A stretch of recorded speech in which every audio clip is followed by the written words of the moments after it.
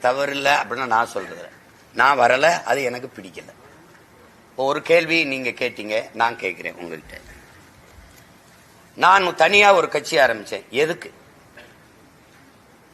ஏற்கனவே இருக்கிற கட்சிகள், அதனுடைய அரசியல், அதனுடைய கொள்கை கோட்பாடு, அதனுடைய ஆட்சி, அந்த ஆட்சி நடத்துற முறை, இது பிடிக்காம தான் நான் ஒரு மாற்றுக்கு இந்த கட்சியை தொடங்குறேன். இப்ப நீங்க ஒண்ணு கவனிச்சுக்கிறீங்க. இப்போ இஸ்லாமியர்களுக்கென்று ஒரு அமைப்பு, பல அமைப்புகள் இருக்குன்னு. எதுக்காக இருக்கு?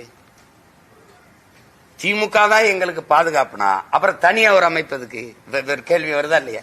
இப்ப இந்த கட்சிகள் எல்லாம் தனித்தனியா ஒரு கட்சியை ஆரம்பிச்சு கேள்வியை ஒரு பதில முன் வைப்பாங்க.